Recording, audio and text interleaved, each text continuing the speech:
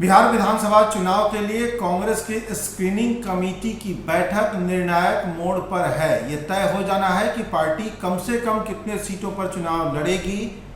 अधिकतर सीटों पर पार्टी अपने उम्मीदवार भी तय करने के मूड में है। दिल्ली में स्क्रीनिंग कमेटी की जो बैठक हुई, उस बैठक में बिहार इंचार्ज शक्ति सिंह गोहिल मौजूद रहे। इसके अलावा चेयरमैन जो है स्क्रीनिंग कमेटी के अविनाश पांडे वो रहे, देवेंद्र यादव रहे, काजी निजामुद्दीन जी उसमें शामिल रहे।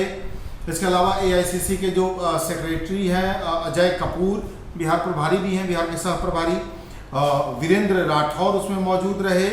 मदन मोहन झा जो बिहार प्रदेश कांग्रेस कमेटी के अध्यक्ष हैं, प्रदेश अध्यक्ष स्क्रीनिंग कमेटी की बैठक में मौजूद रहे। इसके अलावा सदानंद सिंह एक महत्वपूर्ण नाम है। माना जा रहा है कि इस समय सदानंद सिंह की इस बैठक में बड़ी ही महत्वपूर्ण भूमिका है और सदानंद सिंह शुरू से लेकर आखिर तक इस बात पर अड़े रहे कि समझौता राजद से बना रहे।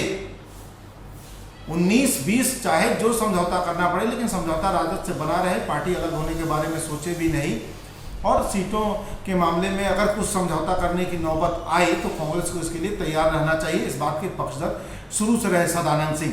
लेकिन एक हैरान करने वाली बात है बिहार के दर्शकों के लिए, स्क्रीनिंग कमेटी की इस बैठक में अखिलेश सिंह नहीं दिखे।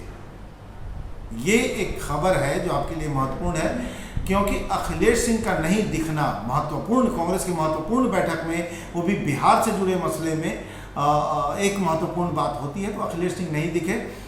आप तस्वीरों में बहुत साफ देख सकते हैं कि भाई अखिलेश सिंह इस तस्वीर में कहीं नहीं दिख रहे हैं।